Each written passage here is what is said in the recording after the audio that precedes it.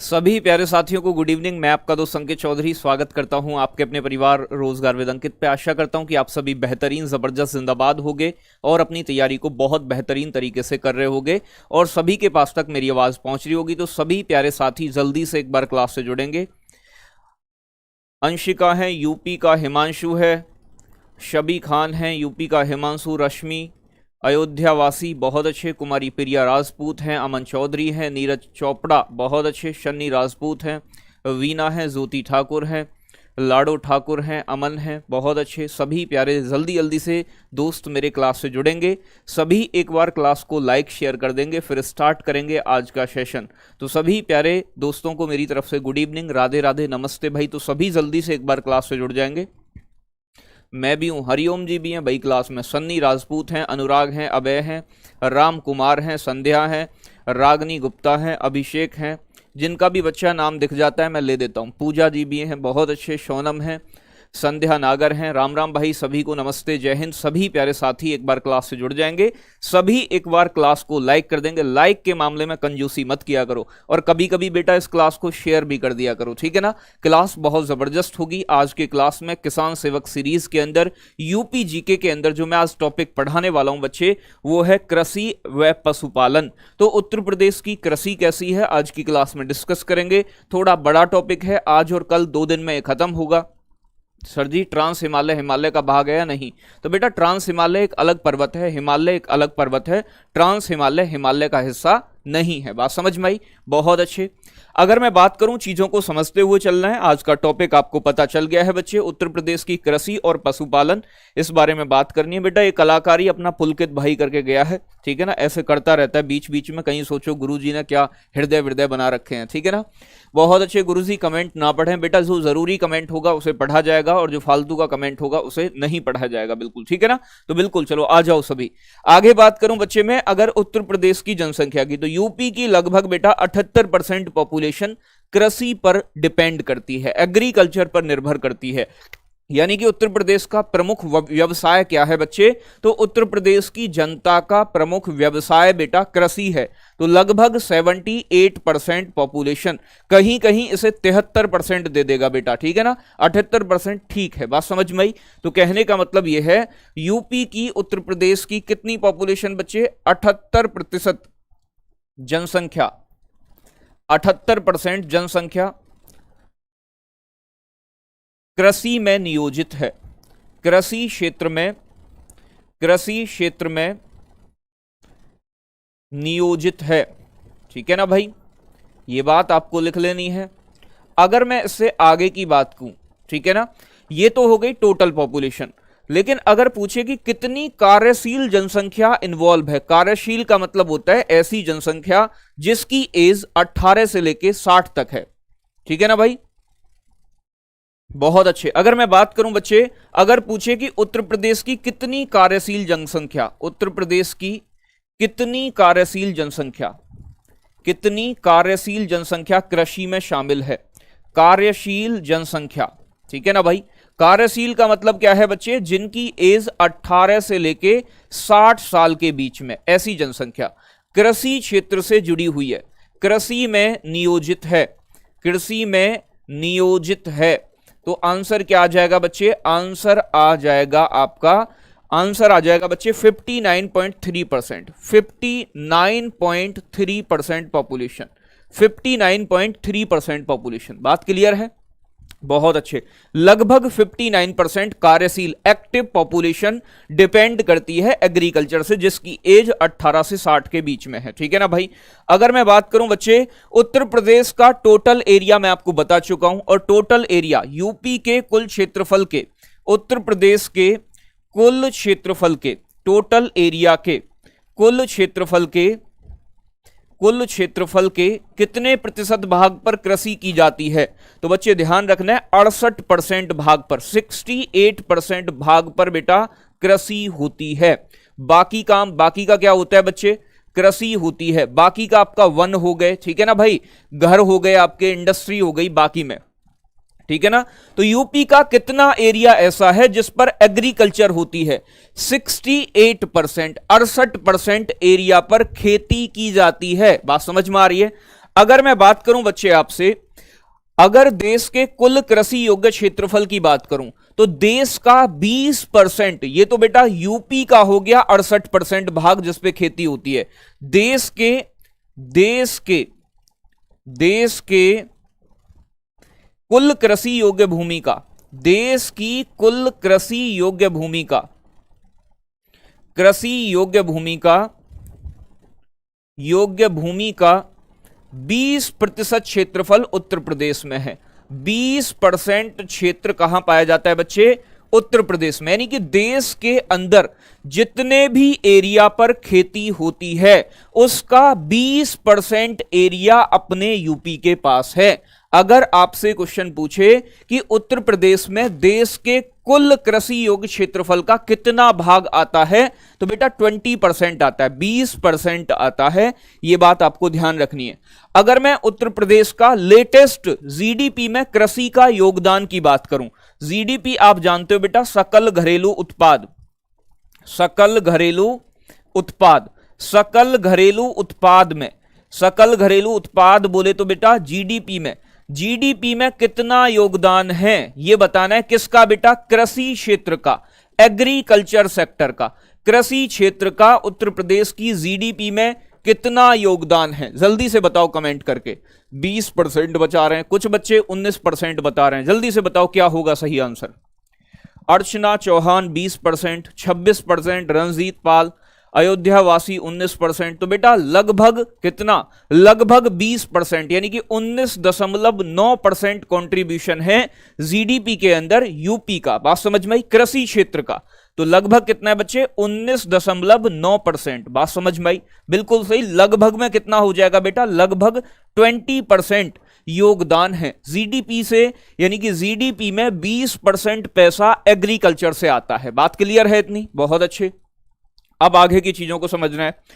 अगर मैं बात करूं उत्तर प्रदेश के अंदर, यूपी के अंदर जो क्रियाशील जोत है, जोत का मतलब बेटा एक आदमी पर कितनी जमीन आ रही है, ठीक है ना, इसका जो हेक्टेयर में मापन है वो कितना किया जाता है। तो लिखना है, पॉइंट क्या लिखना है? उत्तर प्रदेश में औसत क्रियाशील जोत का आकार, उत्तर प्रदेश में औसत क्रियाशील जोत का आकार, औसत क्रियाशील जोत का आकार, जोत का आकार कितना है? जोत का आकार तो मैं बात करूं आपसे, ये है बच्चे आपका 0.73 हेक्टेयर, 0.73 हेक्टेयर, 0.73 हेक्टेयर।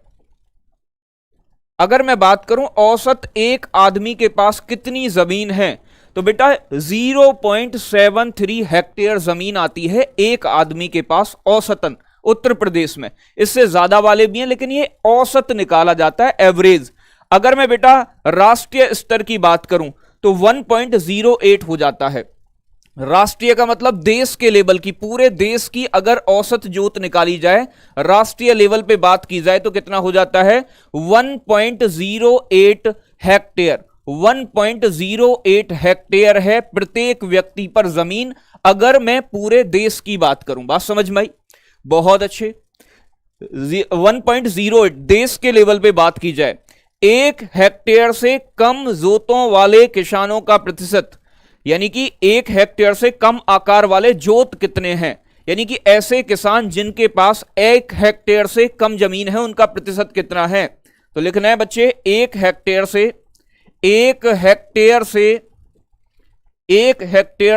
कम आकार वाले,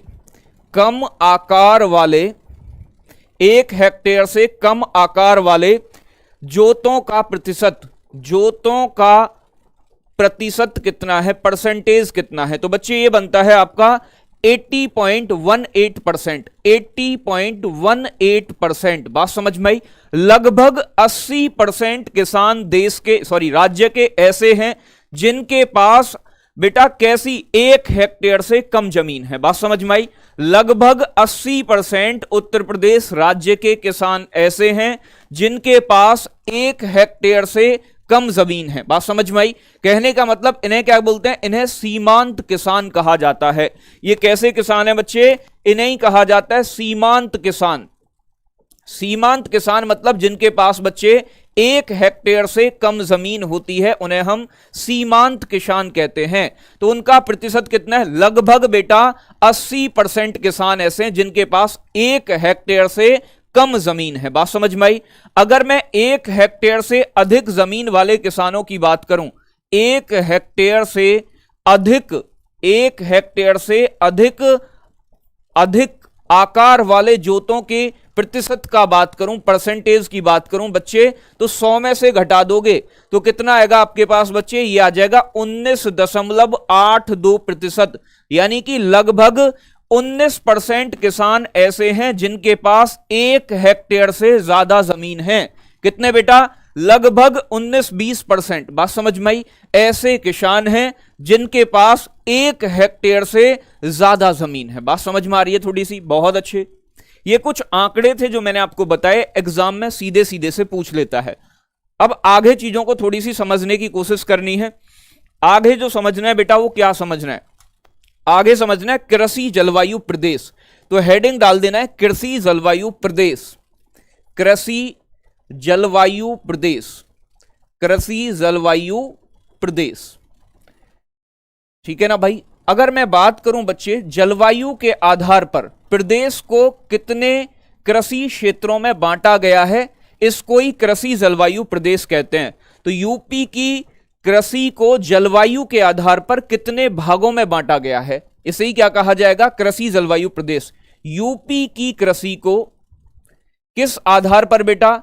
यूपी की कृषि को जलवायु के आधार पर, जलवायु के आधार पर, जलवायु के आधार पर यानी कि क्लाइमेट के आधार पर 9 कृषि जलवायु प्रदेशों में बांटा गया है। 9 कृषि जलवायु प्रदेशों में बांटा गया है। ठीक है ना? बहुत इंपॉर्टेंट है, एग्जाम में क्वेश्चन पूछ लेगा आपसे कि उत्तर प्रदेश को कितने जलवायु प्रदेशों में बांटा गया है। तो उत्तर प्रदेश के क्लाइमेट को देखते हुए यूपी के एग्रीकल्चर को 9 कृषि जलवायु प्रदेशों में डिवाइड किया गया है।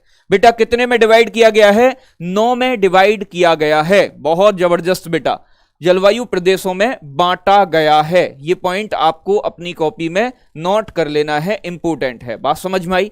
आगे बात ध्यान से समझनी है।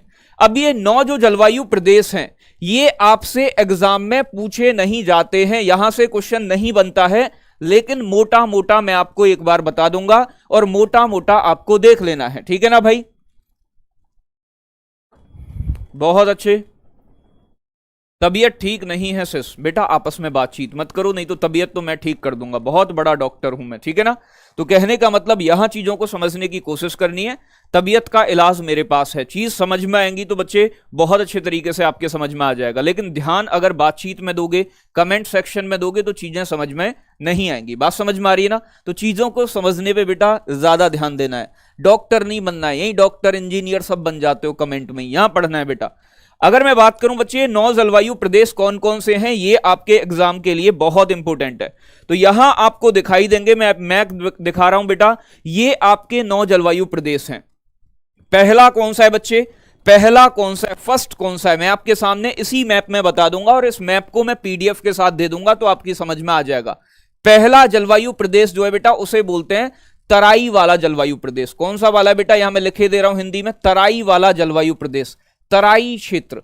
और तराई क्षेत्र के बारे में आप सभी जानते हो, सहारनपुर वाली ये पूरी जो आपकी ये वाली जो ग्रीन कलर की बेल्ट दिखाई दे रही है, ये सारे जिले किस में आते हैं बच्चे?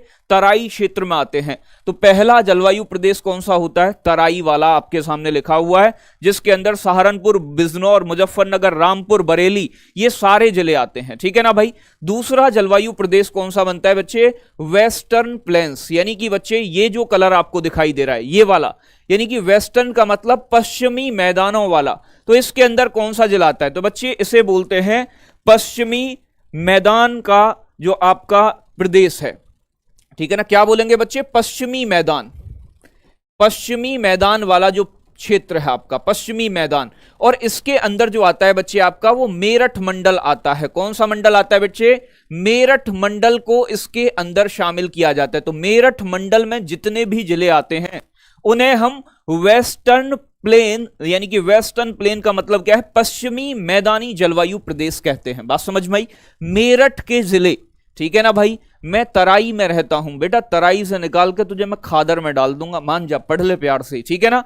आगे बात करूं बच्चे, तो तीसरा जो होता है वो होता है साउथ वेस्ट सेमी एरिडल प्लेन। अगर ये क्या है बच्चे, इसके बाद सॉरी तीसरा जो आता है बच्चे सेंट्रल वेस्टर्न प्लेन। तीसरा सेंट्रल, सेंट्रल का बच्चे ये वाला जो एरिया है आपका, ये वाला एरिया, ठीक है ना, ये वाला पूरा एरिया किस में आता है बच्चे, सेंट्रल वेस्टर्न प्लेन। अब ये सेंट्रल वेस्टर्न प्लेन कौन से हैं, मध्य पश्चिमी मैदान, मध्य पश्चिमी मैदान, मध्य पश्चिमी मैदान वाला जो जलवायु प्रदेश है, मध्य पश्चिमी मैदान वाला जो क्षेत्र है। मध्य पश्चिमी मैदान के अंदर कौन सा जिला आता है बच्चे, बरेली और मुरादाबाद जिला। तो यहां लिखे दे रहा हूं, इधर ध्यान से समझ लेना है। इसके अंदर कौन सा मंडल आता है बेटा, तो एक तो बरेली मंडल आपका, बरेली मंडल, और साथ के साथ ध्यान रखना है मुरादाबाद। बरेली और मुरादाबाद वाला क्षेत्र जो आता है बच्चे, वो पूरा इसी के अंदर आता है, ठीक है ना। आगे आ रहा है, ये कह रहा है south western semi arid plain. जो साउथ वेस्टर्न है, ये कौन से हैं बच्चे, ये हैं आपके साउथ वेस्ट में, दक्षिण पश्चिम वाला क्षेत्र। ये वाला जो क्षेत्र है आपका, ये वाला नीचे वाला, ठीक है ना भाई, इसे बोलते हैं बच्चे हिंदी में दक्षिणी पश्चिमी समशुष्क मैदान। क्या बोलते हैं बच्चे, दक्षिणी पश्चिमी समशुष्क मैदान, समशुष्क मैदान, ठीक है ना भाई। ये तीसरा नहीं हो जाता, इसके बाद कौन सा हो जाता है, चौथा हो जाता है, फोर्थ नंबर आ जाता है। और इसके अंदर आपके बेटा कौन से मंडल आते हैं, तो बच्चे इसके अंदर आते हैं बच्चे आपके आगरा मंडल को शामिल किया जाता है। कौन सा मंडल आता है बेटा इसके अंदर, इसके अंदर आता है बेटा आगरा मंडल। तो फोर्थ में क्या आएगा, आगरा वाला क्षेत्र जो है, तो आगरा के आसपास वाले जिले इसमें रखे जाते हैं, ठीक है ना भाई। फिर आते हैं आपके सेंट्रल प्लेन्स। तो ये जो एरिया आपको दिख रहा है, ये वाला एरिया, ये है आपका सेंट्रल प्लेन। सेंट्रल बेटा मतलब जो मध्य में हो, केंद्र में हो, केंद्रीय मैदान। तो केंद्रीय मैदान वाला क्षेत्र जो है, ठीक है ना भाई, तो इसे बोलते हैं मध्य मैदानी क्षेत्र। क्या बोलते हैं बेटा, इसे कहा जाता है सेंट्रल प्लेन को मध्य मैदानी क्षेत्र, मध्य मैदानी क्षेत्र, मध्य मैदानी क्षेत्र। हालांकि यहां से क्वेश्चन नहीं बनता है, मैं आपको बता रहा हूं, लेकिन फिर भी मोटा मोटा आपको मैं बताए दे रहा हूं, ठीक है ना। मोटा मोटा समझ लो, ऊंचा ऊंचा समझ लो, इतना ही जानना है। और बच्चे सेंट्रल जो प्लेन है आपके, मध्य मैदानी क्षेत्र जो है बच्चे, कानपुर लखनऊ मंडल इसके अंदर आता है। क्या क्या आता है बच्चे, एक तो कानपुर मंडल और बेटा लखनऊ मंडल, कानपुर लखनऊ मंडल को इसमें शामिल किया जाता है। फिर आता है बेटा आपका बुंदेलखंड वाला क्षेत्र। तो बुंदेलखंड को कौन नहीं जानता, बार बार बताया है मैंने।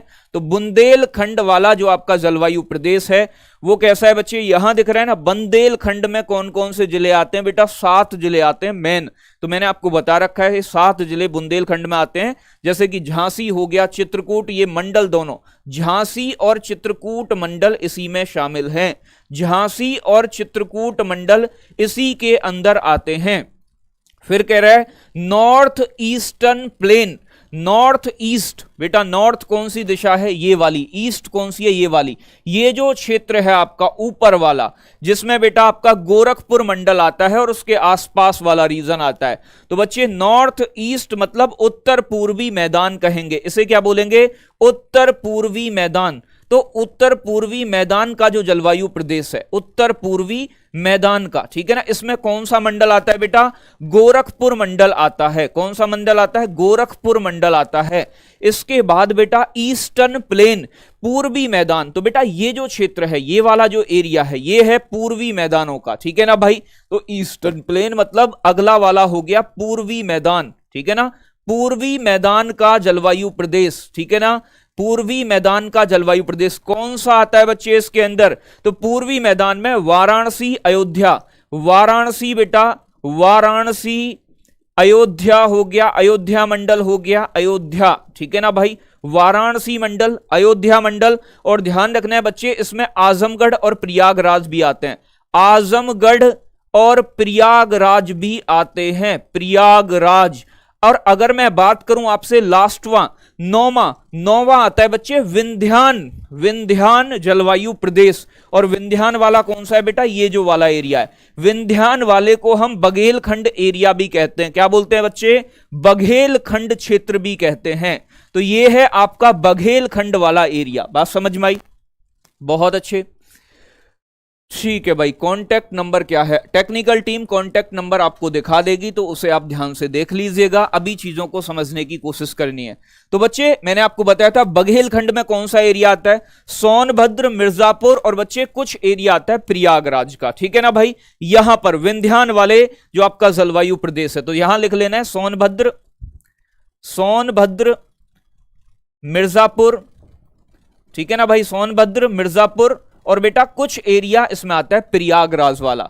तो ये 9 क्या है आपके बच्चे, 9 जलवायु प्रदेश हैं, ठीक है ना। चौथा हो गया, पांचवा हो गया, छठा हो गया, सातवां हो गया, आठवां हो गया, 9वां हो गया। तो 9 है बेटा। एक बार दोबारा बता रहा हूं, एक तो हो गया तराई आपका, एक हो गया बच्चे पश्चिमी मैदानी वाला जलवायु प्रदेश, मध्य पश्चिमी मैदान वाला जलवायु प्रदेश, दक्षिण पश्चिमी समशुल्क मैदानी जलवायु प्रदेश, सेंट्रल प्लेन मध्य मैदानी क्षेत्र, बुंदेलखंड वाला एरिया, उत्तर पूर्वी मैदानी ये वाला, ठीक है ना। इसके बाद ईस्टर्न प्लेन पूर्वी मैदानी जलवायु प्रदेश, और इसके बाद बेटा विंध्यान मतलब आपका जलवायु प्रदेश। बात समझ में आई। विंध्यान वाले में सोनभद्र मिर्जापुर आते हैं। यहां से क्वेश्चन बहुत कम पूछे जाने की संभावना है, इसलिए ज्यादा टाइम मैंने आपको यहां नहीं दिया है, ठीक है ना। अब आगे चीजों की बात करनी है। अगर मैं बात करूं मेरे साथी यहां आपसे आगे, तो उत्तर प्रदेश में आप फसलों के प्रकार पे चर्चा करने वाले हैं। तो उत्तर प्रदेश की फसलों के प्रकार, उत्तर प्रदेश की फसलों के प्रकार, यहां ध्यान से देखना है, यहां से एग्जाम में क्वेश्चन पूछा जाएगा। तो बच्चे आपको पता है ऋतु के आधार पर, ऋतु बेटा कोई लड़की नहीं है, ऋतु का मतलब सीजन है। आधार पर क्या होता है बच्चे, उत्तर प्रदेश के अंदर 3 फसल चक्र देखने को मिलते हैं। 3 फसल चक्र देखने को मिलते हैं। यह बात आपको ध्यान रखनी है। कौन कौन से 3 फसल चक्र हैं इस पे भी चर्चा करेंगे। तो यहां ध्यान से देखना है बच्चे, आपको 3 फसल चक्र बनाने हैं। तो उत्तर प्रदेश की फसलों के प्रकार जो होते हैं 3 प्रकार में डिवाइड कर लेना है। आप सभी पहले से इसे जानते हो, लेकिन इसे समझते हुए चलेंगे, फिर आगे बढ़ जाएंगे बेटा। पहला जो होता है जिसे बोलते हैं बच्चे रबी की फसल, ठीक है ना भाई। रबी कोई लड़का नहीं है, रबी बेटा फसल चक्र का एक प्रकार है। खरीफ की फसल, इसके बाद आती है बच्चे खरीफ की फसल, और इसके बाद जो आती है तीसरी उसे बोलते हैं बच्चे जायद की फसल। किसकी फसल बच्चे, जायद की फसल। तो रबी, खरीफ और जायद, बहुत जबरदस्त, क्या बात है। जिन्होंने अभी भी क्लास को लाइक नहीं किया है, सभी पहले एक बार क्लास को लाइक कर दीजिएगा, ठीक है ना भाई। अब देखो रबी की फसल कब बोई जाती है बेटा, रबी की फसल जो होती है मेरे कबूतर, वो शीत ऋतु की फसल होती है। शीत ऋतु का मतलब ठंडी के दिनों में बोई जाएगी, ठीक है ना भाई। और ये जो है आपकी खरीफ की फसल मानसून काल में बोई जाती है, जब बारिश ज्यादा होती है, मानसून टाइम पीरियड की फसल है। और बेटा जायद की फसल गर्मी के समय में, जब कड़ाके की गर्मी, तो यानी कि ग्रीष्म ऋतु की फसल है जायद की फसल। ये बात आपके समझ में आ गई होगी, कौन सी गर्मी में बोई जा रही है, कौन सी किस ऋतु में बोई जा रही है। ऋतु भी 3 होती हैं बेटा, फसलें भी 3 प्रकार से ही बोई जाती हैं, ठीक है ना भाई। बहुत अच्छे। देखो आगे चीजों को समझना है। आगे अगर मैं बात करूं रबी की फसल की जो बुवाई होती है, फसलों की बुवाई के ऊपर बात करनी है, कब बोई जाती है। तो बेटा शीत ऋतु पहले आ रहा है जैसे शीत ऋतु, तो कब आती है, अक्टूबर नवंबर में स्टार्ट होती है शीत ऋतु। तो इसकी जो बुवाई होगी बेटा, इसकी जो बुवाई होगी वो कब होगी, अक्टूबर नवंबर में होगी। अक्टूबर नवंबर में इस फसलों को बोया जाएगा, रबी की फसल को। और इसकी बेटा कटाई कब होगी, तो इसकी जो कटाई होती है, इसे काटा कब जाता है, तो बच्चे ध्यान रखना है मार्च अप्रैल में इसे काट लिया जाता है। मार्च अप्रैल में इसे काट लिया जाता है। यह बात बहुत इंपॉर्टेंट है, पूछ लेगा एग्जाम में, पूछ लेगा रबी की फसल की बुवाई किस ऋतु में होती है बेटा, शीत ऋतु के अंदर होती है। अगर मैं बात करूं रबी की फसल में ठंडी के दिनों में बोई जाएगी, तो बेटा तापमान कैसा चाहिए, तापमान कम होना चाहिए, ज्यादा तापमान की जरूरत नहीं होती, और साथ के साथ बेटा वर्षा कैसी चाहिए, रेनफॉल भी कम होना चाहिए, ज्यादा पानी की आवश्यकता इस फसल के पौधों को नहीं होती है। बात समझ में आई? कम वर्षा होनी चाहिए, कम तापमान होना चाहिए, क्योंकि बेटा ठंड में बोई जा रही है, और देखा होगा भारत में ठंड में कम वर्षा होती है। बात क्लियर हो रही है? अगर मैं बात करूं बच्चे इसके अंदर लगभग कितना तापमान होना चाहिए, तो लगभग बेटा 18 से 20 डिग्री सेल्सियस के बीच टेम्परेचर होना चाहिए।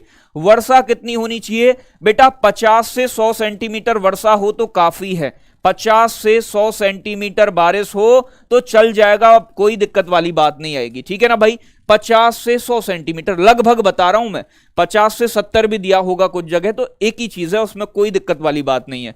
अब कौन कौन सी फसलें ऐसी हैं जिन्हें रबी की फसल में शामिल किया जाता है? तो बेटा गेहूं की फसल कब बोई जाती है? शीत ऋतु में बोई जाती है, ठंडी के दिनों में। गेहूं के साथ बेटा जौ भी बोए जाते हैं, तो गेहूं हो गया, जौ हो गया, गेहूं के बाद बेटा क्या हो गया? जौ हो गया। अगर जौ के बाद बात करूं मैं, चना कब बोया जाता है बेटा? ठंडी के दिनों में। गेहूं, जौ, चना, सरसों की फसल बेटा शीत ऋतु में बोई जाती है।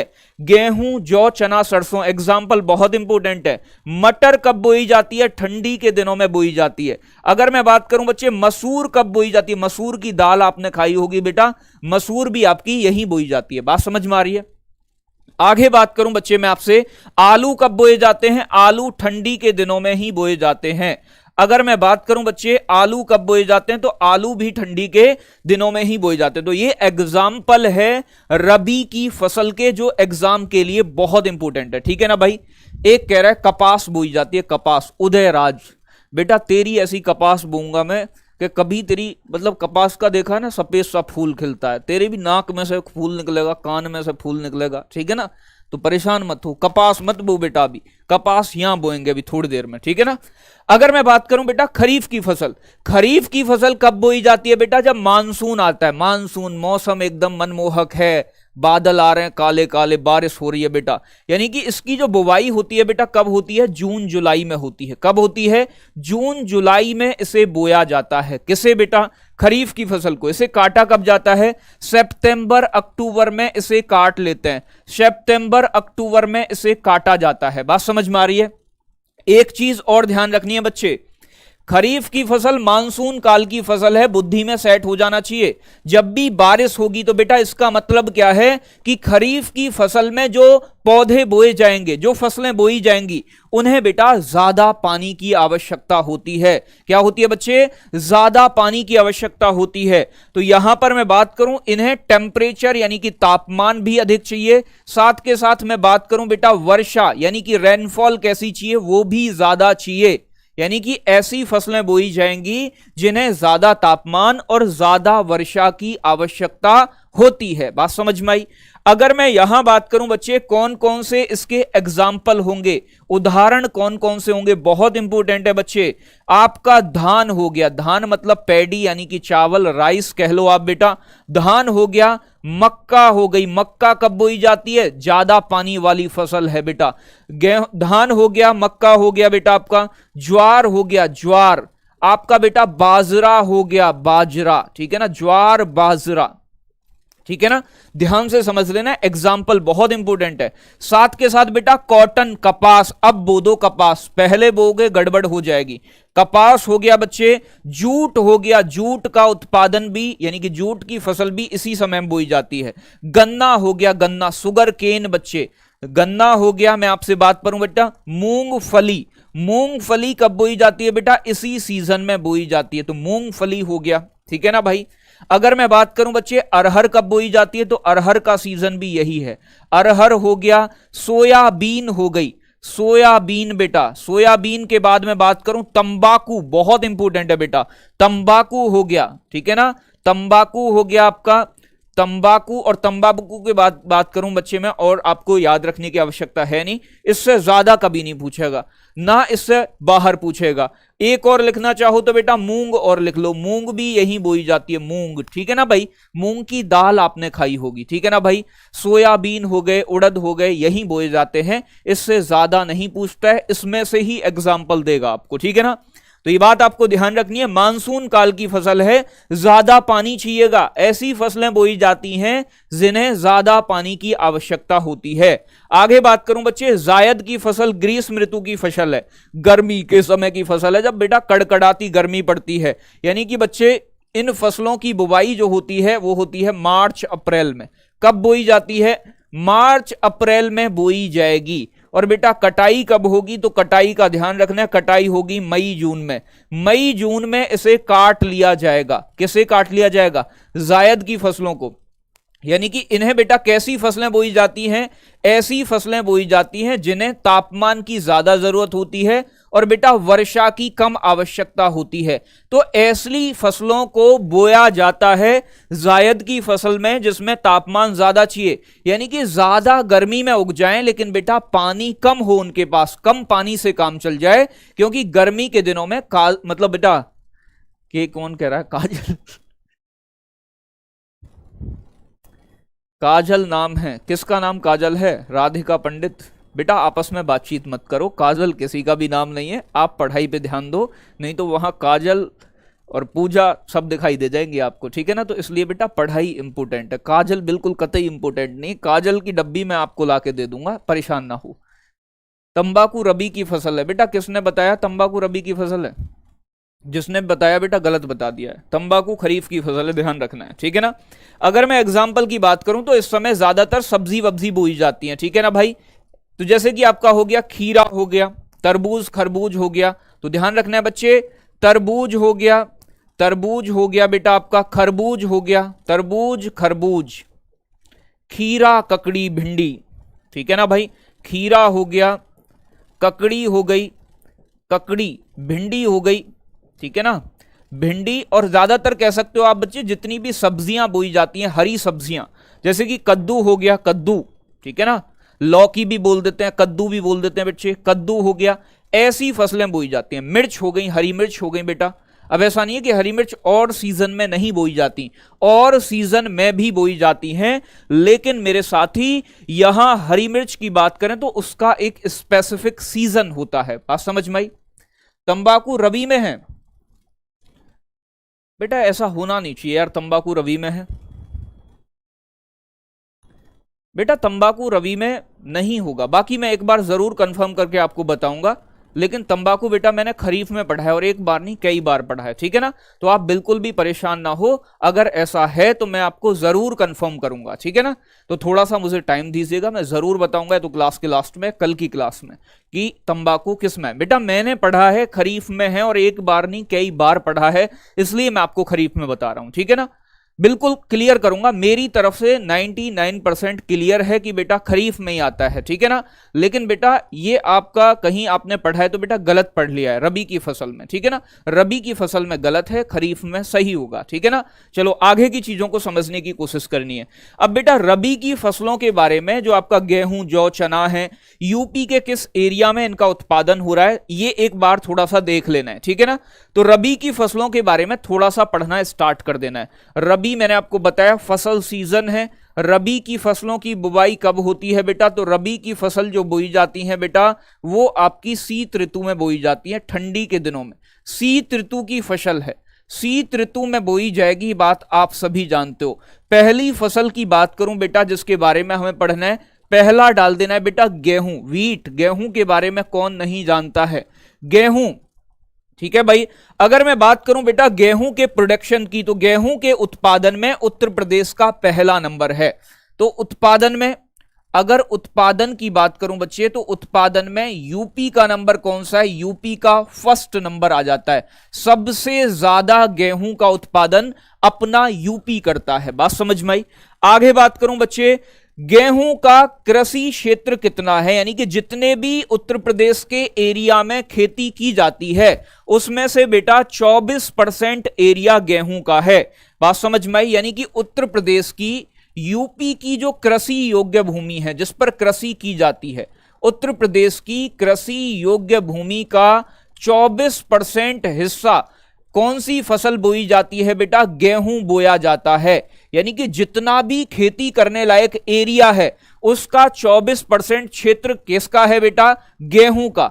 एग्जाम में क्वेश्चन कैसे पूछेगा, एग्जाम में क्वेश्चन पूछेगा बच्चे आपसे कि उत्तर प्रदेश में किस फसल का उत्पादन जो होता है वो मैक्सिमम क्षेत्रफल पर किया जाता है। तो उत्तर प्रदेश के मैक्सिमम क्षेत्रफल पर बच्चे ध्यान रखना है किसका, यानी कि गेहूं का उत्पादन किया जाता है 24% क्षेत्रफल पर। बात समझ में आ रही है? तो सर्वाधिक क्षेत्रफल पर बोए जाने वाली फसल है, सर्वाधिक क्षेत्रफल पर बोए जाने वाली फसल है। ठीक है ना भाई, बोए जाने वाली फसल, ठीक है ना, कौन सी है? तो आपका आंसर होगा बेटा गेहूं। अगर मैं बात करूं उत्तर प्रदेश में, लगभग पूरे उत्तर प्रदेश में गेहूं का उत्पादन होता है, लेकिन 2 क्षेत्रों में गेहूं का उत्पादन नहीं होता। तो बच्चे ध्यान रखना है, तो दक्षिण का पठार यानी कि बुंदेलखंड के पठार और बघेलखंड के पठार। तो दक्षिण का पठार यानी कि दक्षिण भारत का जो पठार है, प्लस और कहां बच्चे? तो और ध्यान रखना है बच्चे, उत्तर प्रदेश का जो उत्तरी भाग है, यानी कि आप कह सकते हो उत्तर प्रदेश के भाबर क्षेत्र में, उत्तर प्रदेश के भाबर क्षेत्र में गेहूं का उत्पादन नहीं होता है, गेहूं नहीं बोया जाता है। क्यों नहीं बोया जाता? क्योंकि भाबर क्षेत्र में तो बेटा पत्थर मिलते हैं और दक्षिण के पठार की मिट्टी ऐसी नहीं है जहां गेहूं का उत्पादन किया जा सके। तो यानी कि उत्तर प्रदेश के उत्तरी भाग में भी बेटा जो भाबर एरिया पड़ता है, यहां गेहूं नहीं उगाया जाता है, दक्षिण के पठार में भी गेहूं का उत्पादन नहीं होता है। अगर मैं बात करूं सर्वाधिक उत्पादन करने वाला जिला कौन सा है, सर्वाधिक उत्पादन करने वाला जिला कौन सा है? तो बच्चे सर्वाधिक उत्पादन करने वाला जिला जो है बच्चे, सर्वाधिक उत्पादन वाला जो डिस्ट्रिक्ट है, जिला है बच्चे, वो कौन सा है? गोरखपुर है। कौन सा है बच्चे? गोरखपुर जिला है जो सबसे ज्यादा गेहूं का उत्पादन करता है। कौन सा करता है बच्चे? गोरखपुर करता है। अगर मैं बात करूं बच्चे और कहां ज्यादा, अगर एरिया पूछ ले, वैसे एरिया पूछ ले, तो गंगा यमुना का दोआब, गंगा यमुना का जो दोआब है, गंगा यमुना का दोआब जो है बच्चे, गंगा यमुना का जो दोआब है, दोआब का मतलब होता है 2 नदियों के बीच का क्षेत्र। ठीक है ना भाई? तो गंगा यमुना का जो दोआब है, यानी कि यहां से जा रही है गंगा नदी, ये है गंगा नदी, और बच्चे ये है आपकी यमुना नदी। ठीक है ना भाई? यमुना नदी, इसके बीच का जो एरिया होगा उसे ही क्या बोलेंगे बेटा? उसे ही बोलेंगे दोआब। क्या बोलेंगे बेटा? उसे ही बोलेंगे दोआब। दोआब मतलब 2 नदियों के बीच का क्षेत्र ही दोआब कहलाता है। बात समझ में आ रही है? गंगा यमुना का जो दोआब क्षेत्र है, यहां गेहूं के उत्पादन में सर्वाधिक वृद्धि यानी कि सर्वाधिक उत्पादकता देखी जाती है। बात समझ में आई?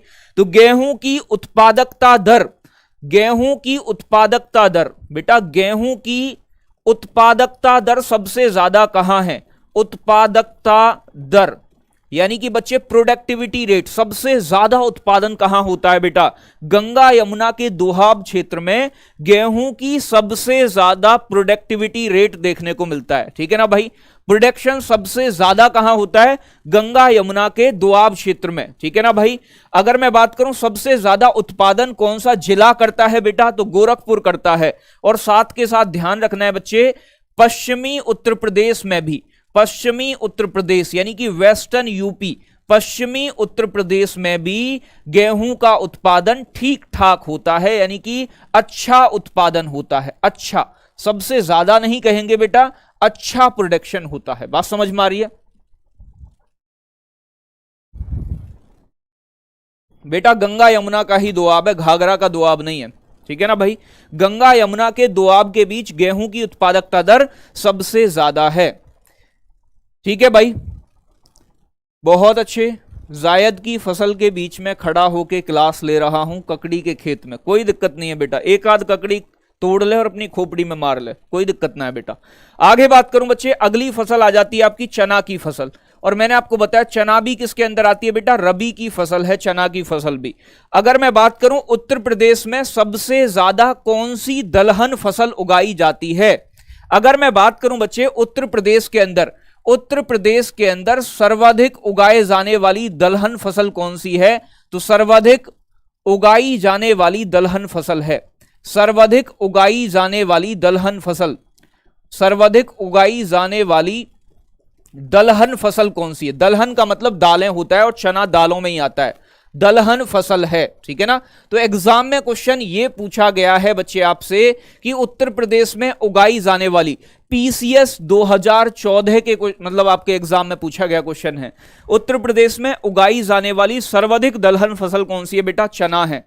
अगर मैं बात करूं चना उगाने के लिए, ठंडी के दिनों में होता है चना बेटा, तो यहां इसके लिए जो टेम्परेचर की आवश्यकता होती है, तापमान, तो बेटा 20 से 25 डिग्री टेम्परेचर होना चाहिए, 20 से 25 डिग्री तक टेम्परेचर होना चाहिए। वर्षा की बात करूं बेटा 30 से 50 सेंटीमीटर वर्षा कितनी होनी चाहिए?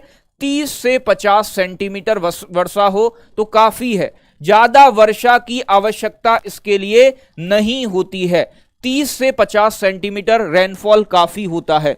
अगर मैं बात करूं बच्चे आगे, कैसी मिट्टी होनी चाहिए चने की फसल के लिए? दोमट मिट्टी होनी चाहिए। कैसी मिट्टी होनी चाहिए बच्चे? दोमट मिट्टी होनी चाहिए, दोमट मिट्टी में उगाई जाती है, ठीक है ना भाई। अगर मैं बात करूं दोमट ऑप्शन में ना हो तो बेटा शुष्क मिट्टी जरूर ऑप्शन में मिल जाएगा। दोमट या शुष्क मिट्टी की आवश्यकता होती है चने की फसल के लिए। अगर मैं बात करूं बच्चे ज्यादातर उत्तर प्रदेश में कहां होती है चने की फसल, तो बच्चे ध्यान रखना है दक्षिण के पठार में, दक्षिण के पठार वाले क्षेत्र में चना ज्यादा उगाया जाता है। दक्षिण के पठार में बच्चे आपका बुंदेलखंड का पठार आता है, आप सभी जानते हो, ठीक है ना भाई। तो बुंदेलखंड क्षेत्र में सबसे ज्यादा ललितपुर, झांसी, जालौन, मिर्जापुर, सोनभद्र, कानपुर वाला क्षेत्र बेटा सबसे ज्यादा यहीं उगाई जाती है चने की फसल। बात समझ में आई? बुंदेलखंड क्षेत्र में। बात क्लियर है? आगे बात करते हैं बच्चे। अगर मैं आगे बात करूं बच्चे आपसे, तो अगली फसल आ जाती है आपकी सरसों। सरसों बोले तो शीत ऋतु में उगाई जाएगी। मस्टर्ड, सरसों के उत्पादन में अगर मैं सरसों की बात करूं और पूछ ले आपसे कि यूपी में सर्वाधिक कौन सी तिलहन फसल उगाई जाती है, तो उत्तर प्रदेश में सर्वाधिक उगाई जाने वाली तिलहन फसल है। सर्वाधिक उगाई जाने वाली, ठीक है ना भाई, सर्वाधिक उगाई जाने वाली तिलहन फसल कौन सी है? तिलहन का मतलब बेटा जल से तेल निकाला जाता है, तो उत्तर प्रदेश में उगाई जाने वाली सबसे ज्यादा तिलहन फसल कौन सी है बेटा? तो आपका आंसर आना चाहिए सरसों, मस्टर्ड। और ध्यान रखना है बच्चे, सरसों के उत्पादन में उत्तर प्रदेश का सेकंड नंबर है। पहला नंबर किसका है बच्चे? पहला नंबर राजस्थान का है। पहला नंबर किसका है बच्चे? पहला नंबर राजस्थान का है। राजस्थान सबसे ज्यादा सरसों का उत्पादन करता है। बात समझ में आ रही है बच्चे? अगर मैं बात करूं बच्चे, इसे गेहूं, मटर और जौ के साथ भी बोया जाता है, तो यानी कि मिश्रित खेती भी की जाती है और स्वतंत्र रूप से, यानी कि सरसों को स्वतंत्र का मतलब बेटा अकेले भी बोया जाता है, प्लस इसकी मिश्रित खेती भी होती है। कैसी खेती बच्चे? मिश्रित खेती भी होती है, यानी कि किसी दूसरी फसल के साथ भी बोया जाता है। मिश्रित खेती किसके साथ होती है बच्चे? गेहूं के साथ भी बो देते हैं इसे, गेहूं की फसल के साथ के साथ बच्चे मटर की फसल के साथ भी बो देते हैं, और बेटा चना की फसल के साथ भी इसे बोया जाता है, तो इसकी मिश्रित खेती भी की जाती है। बात समझ में आई? बहुत अच्छे। गेहूं, मटर, आलू, बेटा आलू में डाल देते हैं, लेकिन आलू में मिश्रित खेती नहीं मानी जाएगी, 3 मानी जाती हैं, गेहूं, मटर और चना। गेहूं, मटर और चना के साथ इसे बोया जाता है। सर जी वैलिडिटी भी बताओ। वैरायटी, बेटा वैरायटी एक साथ बताऊंगा मैं आपको, ठीक है ना, अभी वैरायटी नहीं बताऊंगा, अभी वैरायटी भी बता दूंगा तो आप कंफ्यूज ही आ जाओगे, ठीक है ना। तो इसलिए वैरायटी मैं अलग से बताऊंगा आपको, ठीक है ना। वैरायटी में आपको अलग से बताऊंगा कि गेहूं की कौन कौन सी वैरायटी होती है, सरसों की कौन सी वैरायटी होती है, ठीक है ना। तो वैरायटी एक जगह एक लिस्ट में करवाऊंगा मैं आपको, ठीक है ना। तो बच्चे यहां तक बात समझ में आ गई। अगर मैं बात करूं बच्चे आपसे, सरसों कहां बोई जाती है, तो मध्य पश्चिमी क्षेत्र में, उत्तर प्रदेश के मध्य पश्चिमी क्षेत्र में ज्यादा मात्रा में बोई जाती है। मध्य पश्चिमी क्षेत्र, और मध्य पश्चिमी क्षेत्र में कौन से जिले आते हैं आपके? तो मैं बात करूं आपसे बच्चे, इटावा हो गया, मिर्जापुर हो गया, इटावा मिर्जापुर हो गया, ठीक है ना। सोनभद्र हो गया, सोनभद्र में भी बोई जाती है बच्चे, ठीक है ना। और बात करूं मैं बच्चे, सीतापुर हो गया, अलीगढ़ हो गया बच्चे, ठीक है ना। अलीगढ़ हो गया बच्चे, इसके बाद में बात करूं बच्चे एटा हो गया, एटा। तो ये कुछ जिले मैंने आपको लिखे हैं, कुछ जिले मैंने आपको बता दिए, तो आपको ध्यान रखने हैं, इन जिलों में बोई जाती है। बात समझ में आ रहा है ना। आगे बात करूं अगली फसल की, तो अगला फसल है बच्चे जौ। अगला फसल जौ। जौ से क्वेश्चन बनना बहुत कैडी बात है, जौ से ज्यादा क्वेश्चन नहीं पूछा जाता है। जौ यूपी के दक्षिण पूर्वी क्षेत्र में बोया जाता है। उत्तर प्रदेश के कहां बोया जाता है बच्चे? दक्षिण पूर्वी क्षेत्र में। दक्षिण पूर्वी क्षेत्र में, दक्षिण पूर्वी जिलों में ज्यादा उत्पादन होता है जौ का। बात समझ में आई। आगे बात करूं प्रयागराज, वाराणसी बच्चे, बलिया हो गया, इन जिलों में ज्यादा बोया जाता है। इतना ध्यान रख लेना है, इससे ज्यादा ध्यान रखने की कोई आवश्यकता इसके बारे में नहीं है, ठीक है ना। आगे बात करूं बच्चे मैं खरीफ की फसलों की। खरीफ की कौन कौन सी इंपोर्टेंट फसल है? खरीफ की फसल कौन कौन सी इंपोर्टेंट है? तो खरीफ की फसलों में आ जाते हैं अब। खरीफ की फसल में पहली फसल बेटा, खरीफ की फसल मानसून काल की फसल है और पहली फसल हो जाती है बेटा चावल, यानी कि धान जिसे बोलते हो, पैडी, चावल। अगर मैं चावल के प्रोडक्शन में बात करूं तो उत्तर प्रदेश का कौन सा नंबर है बेटा? उत्तर प्रदेश का सेकंड नंबर है चावल के उत्पादन में। उत्तर प्रदेश का बेटा दूसरा नंबर है चावल के उत्पादन में। आगे बात करूं बच्चे तो पहला नंबर किस राज्य का है? चावल के उत्पादन में फर्स्ट नंबर किस राज्य का है? जल्दी से कमेंट करके बताओ। बहुत जबरदस्त एकदम, रागनी गुप्ता का आंसर आया बेटा, जबरदस्त बेटा। वेस्ट बंगाल, पश्चिम बंगाल का बेटा कौन सा नंबर हो जाता है? पहला नंबर हो जाता है। अगर मैं बात करूं बच्चे आपसे चावल की, तो कृषि योग्य क्षेत्र का, जितने भी भाग पे यूपी के कृषि की जाती है, कृषि योग्य क्षेत्र का, कृषि योग्य क्षेत्र का, कृषि योग्य क्षेत्र का कितने पर खेती की जाती है चावल की? तो कृषि योग्य क्षेत्र के 18% एरिया पर चावल बोया जाता है, यानी कि दूसरे नंबर पर सबसे ज्यादा बोए जाने वाली खाद्य फसल है। बात समझ में आई। पहला नंबर किसका है बेटा? पहला नंबर गेहूं का है। गेहूं 24% पे बोया जाता है और 18% पे चावल बोया जाता है।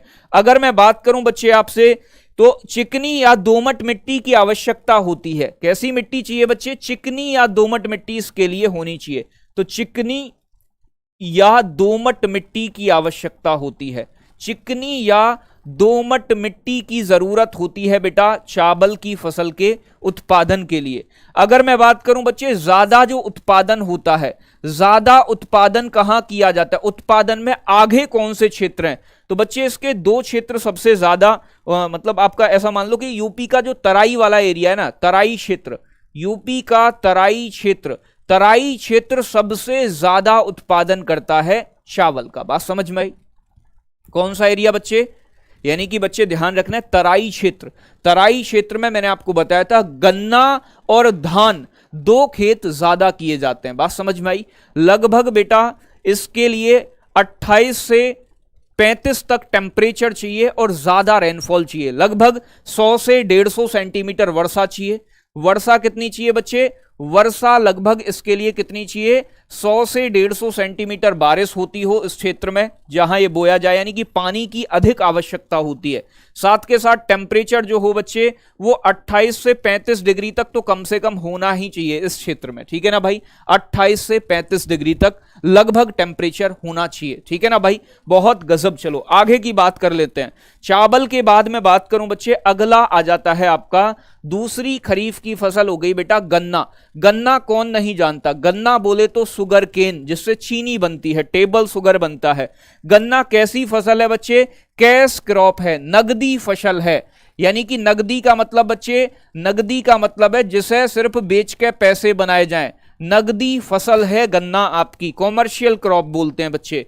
कृषि योग्य क्षेत्र के, उत्तर प्रदेश का जो कृषि योग्य क्षेत्र है जिस पर कृषि की जाती है, कृषि योग्य क्षेत्र के कितने परसेंट पर यह बोया जाता है? तो लगभग बेटा 13% एरिया पर इसे बोया जाता है। बात समझ में आई। अगर मैं बात करूं मेरे साथी, यहीं पर आपको ध्यान रखना है, इसके नीचे ही उत्तर प्रदेश उत्पादन में पहले नंबर पर है। उत्पादन में सबसे ज्यादा उत्पादन कौन करता है बच्चे? सबसे ज्यादा भारत में गन्ने का उत्पादन उत्तर प्रदेश करता है, इसलिए इसे बेटा चीनी का कटोरा भी कहते हैं। चीनी का कटोरा किस राज्य को कहा जाता है? तो ध्यान रखना है बच्चे, चीनी का कटोरा यूपी को कहा जाता है, उत्तर प्रदेश को कहा जाता है। ठीक है ना भाई। अगर मैं उत्तर प्रदेश के जिले की बात करूं, कौन सा जिला सबसे ज्यादा उत्पादन करता है, यह क्वेश्चन पूछा जाए तो आपका आंसर होना चाहिए बच्चे मुजफ्फरनगर। मुजफ्फरनगर जो है बेटा सबसे ज्यादा गेहूं मतलब गन्ने का उत्पादन करता है। और बेटा गन्ने की यहां तरह तरह की प्रजाति पाई जाती है, और बेटा कम से कम 20-20 फुट ऊंचा भी गन्ना उगा देते हैं मुजफ्फरनगर के लोग। बात समझ में आई? तो कहने का मतलब मुजफ्फरनगर सबसे ज्यादा उत्पादन करता है। लेकिन 2019 में सबसे ज्यादा उत्पादन करने वाला जिला कौन था बच्चे? शामली नंबर 1 पे आ गया था। शामली ने 2019 में सबसे ज्यादा गन्ने का उत्पादन किया है। एक क्वेश्चन और पूछ ले आपसे, चलो मैं लास्ट में ही पूछूंगा आपसे वो क्वेश्चन, ठीक है ना भाई। आगे की चीजों को समझना है। इसके लिए कितना टेम्परेचर चाहिए गन्ने को, तापमान कितना होना चाहिए बच्चे? तो टेम्परेचर ज्यादातर शीत ऋतु में बड़ा होता है, तो बेटा 20 से 25 डिग्री टेम्परेचर होना चाहिए। 20 से 25 डिग्री के बीच इसके लिए तापमान होना चाहिए। वर्षा कैसी होनी चाहिए बेटा? वर्षा होनी चाहिए 100 से 200 सेंटीमीटर, यानी कि ज्यादा बारिश की जरूरत होती है। 100 से 200 सेंटीमीटर रेनफॉल होना चाहिए। अगर मैं बात करूं बच्चे कहां उगाया जाता है, तो बच्चे उत्तर प्रदेश के 2 क्षेत्रों में इसका उत्पादन अधिक होता है। 2 क्षेत्रों में, ये 2 क्षेत्र कौन से हैं बच्चे आपके? एक तो हो गया बच्चे तराई क्षेत्र, उत्तर प्रदेश का तराई क्षेत्र, तराई क्षेत्र में ज्यादा उगाया जाता है। साथ के साथ बच्चे ध्यान रखना है गंगा यमुना का जो दोआब है, गंगा यमुना का जो दोआब है इसमें भी ज्यादा बोया जाता है। तो आप सभी जानते हो कौन कौन से जिले इसमें आते हैं? रामपुर हो गया, बरेली हो गया, पीलीभीत हो गई, सीतापुर हो गया, ये तो आगे तराई क्षेत्र के जिले। गंगा यमुना का दोआब कौन सा हो गया बेटा?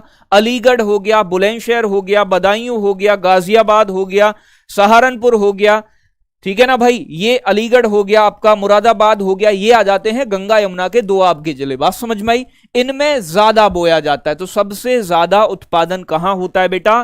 तराई क्षेत्र में और गंगा यमुना के दोआब के अंदर। गंगा यमुना के दोआब के अंदर सबसे ज्यादा गन्ना बोया जाता है। बात समझ में आ गई होगी। आगे बात करें बच्चे, तो आगे बात क्या करें? आगे मैं एक क्वेश्चन पूछ लेता हूं, टाइम भी हो गया है, तो बाकी का कल की क्लास में स्टार्ट कर देंगे, ठीक है ना, क्योंकि आज की क्लास में होने वाला भी नहीं है। मुजफ्फरनगर गलत लिखा है आपने, ठीक है ना, क्या लिख दिया? मुजफ्फरनगर। हाँ, जय नहीं लिखिए बेटा, जय लिख लेना या कोई दिक्कत नहीं है, ठीक है ना, जय और लगा देना मुजफ्फरनगर में। हाँ, जय लिख दिया बेटा, बहुत बहुत बहुत बहुत धन्यवाद, आपने हमें बताया, हमने ठीक कर दिया बेटा, जय लगा दिया, जय नीचे लगा दिया, आप ऊपर कर देना, खिसका देना मुजफ्फरनगर में, ठीक है ना भाई। अब देखो ध्यान से समझना है बच्चे। अगर मैं बात करूं आपसे, क्वेश्चन मैं आपसे यहां पूछूंगा 2 आपसे, एक क्वेश्चन का आंसर आपको क्लास में ही करना है। किस दलहन फसल का उत्पादन उत्तर प्रदेश में सबसे ज्यादा होता है? क्वेश्चन 1, किस दलहन फसल का उत्पादन, किस दलहन फसल का उत्पादन, कौन सी दलहन फसल उत्तर प्रदेश में सर्वाधिक बोई जाती है? सर्वाधिक बोई जाती है, सबसे ज्यादा बोई जाती है, सर्वाधिक क्षेत्रफल पर बोई जाती है। ए हो गया बेटा आपका मूंग, आंसर मूंग हो गया। एक हो गया बच्चे बी आपका बच्चे मसूर, आंसर मसूर, ठीक है ना। सी ऑप्शन हो गया बच्चे आपका अरहर, अरहर आंसर। और डी ऑप्शन हो गया बच्चे आपके पास चना, आंसर। क्या होगा सही आंसर? जल्दी से कमेंट करके बताओ। ये पीसीएस 2014 का क्वेश्चन है बच्चे, पीसीएस 2014, यूपी पीसीएस 2014 में पूछा गया है। क्या होगा सही आंसर? मसूर बता रहा है, अब भी एक आधा प्राणी, तो बेटा जो भी मसूर बता रहे हैं ना, तुम्हारा मसूर मैं बाहर कर दूंगा, ठीक है ना। सही आंसर क्या होगा बेटा? चना उत्तर प्रदेश में बोए जाने वाली सर्वाधिक दलहन फसल है। सबसे ज्यादा बेटा कौन सी फसल बोई जाती है? चना बोई जाती है, अभी पीछे बताया है, ठीक है ना। चलो एक क्वेश्चन जो होमवर्क के लिए मैं आपको दे रहा हूं घर के लिए, किस फसल को, किस फसल को, किस फसल को सर्वाधिक सिंचाई की आवश्यकता होती है? किस फसल को सर्वाधिक सिंचाई की आवश्यकता होती है? सबसे ज्यादा पानी किसे चाहिए? सिंचाई की आवश्यकता होती है, ठीक है ना भाई। सबसे ज्यादा पानी किसको चाहिए? ए ऑप्शन है बेटा आपका धान, धान तो जानते हो ना, पैडी यानी कि चावल। बी ऑप्शन है बेटा आपके पास गेहूं। सी ऑप्शन है बच्चे आपके पास जूट। और बच्चे डी ऑप्शन है आपके पास बच्चे गन्ना। और कितने दोस्त ऐसे हैं मेरे जो इस क्वेश्चन का सही आंसर करेंगे? ठीक है ना भाई, क्लास के बाद सभी का आंसर मुझे चाहिए और कल इस क्वेश्चन का आंसर मैं आपको क्लास में बताने वाला हूं। ठीक है ना भाई, क्या होगा करेक्ट आंसर? बहुत सारे बच्चों का धान आएगा, बहुत सारे बच्चों का गन्ना आएगा, कुछ आप में से ऐसे खतरनाक प्राणी भी होंगे जो गेहूं या जूट आंसर भी करेंगे।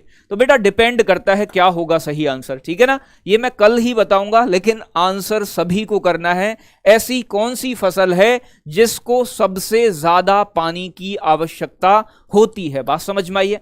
सबसे ज्यादा पानी चाहिए बेटा। अब देखो गन्ना और धान, गन्ना और धान, गन्ना और धान। बेटा मेरे क्वेश्चन पूछने का मतलब यही था कि आप गन्ना और धान में अटक जाओगे, इसीलिए मैंने ऑप्शन भी दोनों दिए। तो बेटा जरूर बताइएगा इस क्वेश्चन का आंसर क्या है, सभी का आंसर आना चाहिए। क्लास अच्छी लगी है तो लाइक कीजिएगा, बाकी कल की क्लास में बची हुई चीजों के बारे में डिस्कस करेंगे। सभी प्यारे साथियों को नमस्कार। और बेटा क्लास अच्छी लगी है तो जरूर बताइएगा, खराब लगी है तब भी बताइएगा। ठीक है ना भाई, तो मिलते हैं कल की क्लास में। सभी प्यारे साथियों को नमस्कार, जय हिंद, बाय बाय। बहुत सारा प्यार बच्चे आप सभी के लिए। गुड नाइट, लव यू बच्चे।